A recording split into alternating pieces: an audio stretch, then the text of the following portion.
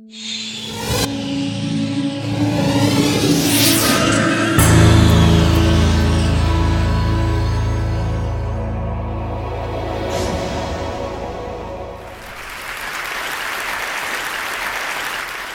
I wanted to start with the question, when was the last time you were called childish? For kids like me, being called childish can be a frequent occurrence. Every time we make irrational demands, exhibit irresponsible behavior, or display any other signs of being normal American citizens, we are called childish. Which really bothers me. After all, take a look at these events. Imperialism and colonization, world wars, George W. Bush. Ask yourself, who's responsible? Adults. Now, what have kids done? Well, Anne Frank touched millions with her powerful account of the Holocaust. Ruby Bridges helped to end segregation in the United States. And most recently, Charlie Simpson helped to raise 120,000 pounds for Haiti on his little bike.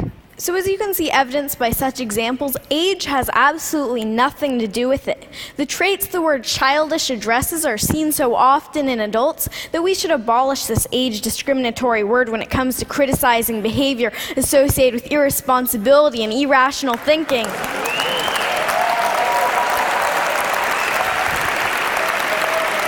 Thank you. Then again, who's to say that certain types of irrational thinking aren't exactly what the world needs? Maybe you've had grand plans before, but stopped yourself thinking, that's impossible, or that costs too much, or that won't benefit me. For better or worse, sweet kids aren't hampered as much when it comes to thinking about reasons why not to do things. Kids can be full of inspiring aspirations and hopeful thinking, like my wish that no one went hungry or that everything were free, kind of utopia. How many of you still dream like that and believe in the possibilities?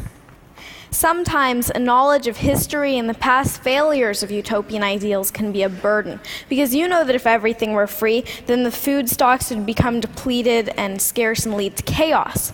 On the other hand, we kids still dream about perfection.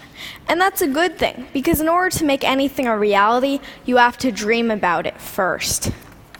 In many ways, our audacity to imagine helps push the boundaries of possibility. For instance, the Museum of Glass in Tacoma, Washington, my home state, Yoo-hoo, Washington, has a program called Kids Design Glass, and kids draw their own ideas for glass art. Now, the resident artist said that they got some of their best ideas from the program because kids don't think about the limitations of how hard it can be to blow glass into certain shapes. They just think of good ideas. Now, when you think of glass, you might think of colorful Chihuly designs or maybe Italian vases, but kids challenge glass artists to go beyond that, into the realm of broken-hearted snakes and bacon boys, who you can see as meat vision. Now, our inherent wisdom doesn't have to be insider's knowledge. Kids already do a lot of learning from adults, and we have a lot to share. I think that adults should start learning from kids. Now, I do most of my speaking in front of an education crowd, teachers and students, and I like this analogy. It shouldn't just be a teacher at the head of the class, telling students, do this, do that. The students should teach their teachers. Learning between grown-ups and kids should be reciprocal. The reality, unfortunately, is a little different, and it has a lot to do with trust, or a lack of it. Now, if you don't trust someone, you place restrictions on them, right? If I doubt my older sister's ability to pay back the 10% interest I established on her last loan, I'm going to withhold her ability to get more money from me until she pays it back. True story, by the way. Now, adults seem to have a prevalently restrictive attitude towards kids, from every don't do that, don't do this in the school handbook, to restrictions on school internet use. As history points out, regimes become oppressive when they're fearful about keeping control. And although adults may not be quite at the level of totalitarian regimes, kids have no or very little say in making the rules, when really the attitude should be reciprocal, meaning that the adult population should learn and take into account the wishes of the younger population. Now, what's even worse than restriction is that adults often underestimate kids' abilities. We love challenges, but when expectations are low, trust me, we will sing to them. My own parents had anything but low expectations for me and my sister. Okay, so they didn't tell us to become doctors or lawyers or anything like that, but my dad did read to us about Aristotle and pioneer germ fighters when lots of other kids were hearing the wheels on the bus go round and round. Well, we heard that one too, but pioneer germ fighters totally rules. I love to write from the age of 4, and when I was 6, my mom bought me my own laptop equipped with Microsoft Word. Thank you, Bill Gates, and thank you, Mom. I wrote over 300 short stories on that little laptop, and I wanted to get published. Instead of just scoffing at this heresy that a kid wanted to get published or saying, wait until you're older, my parents were really supportive. Many publishers were not quite so encouraging. One large children's publisher ironically saying that they didn't work with children. Might want a children's publisher not work with children. I don't know, you're kind of alienating large client there.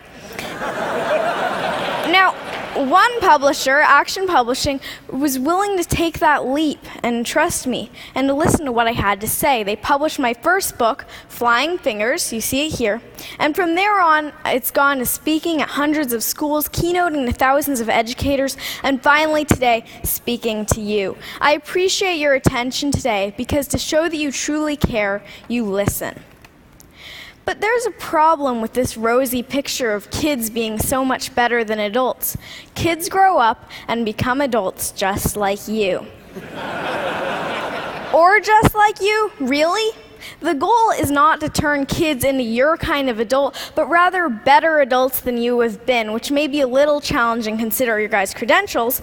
But the way progress happens is because new generations and new eras grow and develop and become better than the previous ones. It's the reason we're not in the dark ages anymore. No matter your position or place in life, it is imperative to create opportunities for children so that we can grow up to blow you away. Adults and fellow TEDsters, you need to listen and learn from kids, entrust us and expect more from us.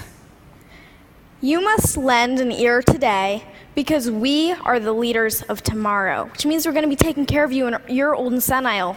No, just kidding. Actually, no, really, we are going to be the next generation, the one who will bring this world forward. And in case you don't think that this really has meaning for you, remember that cloning is possible, and that involves going through childhood again, in which case you will want to be heard just like my generation.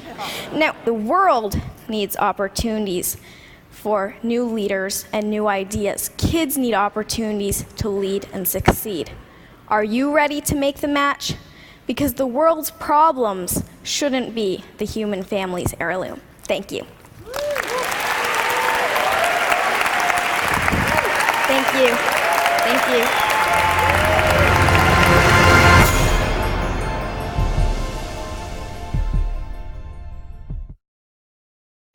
The electric grid was conceived in the age of Edison, designed in the age of Eisenhower, installed in the age of Nixon, and it has not been upgraded since. It's just not able to keep up with modern needs.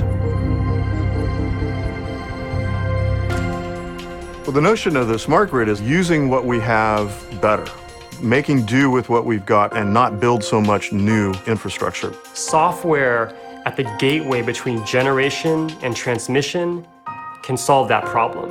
The smart grid is actually a bunch of smart devices connected over a network to a bunch of computers. And the computers crunch all this data and then are able to optimize the system. What we're working on is helping utilities see what's actually happening in real time in terms of the flow of electricity between all those devices. Benefits the consumers, benefits the environment, all because of things we can now see that we couldn't see before.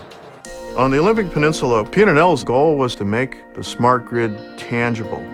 We were taking home area networks as a way of sending messages to the homes and to the devices in the homes about when they should run or not run.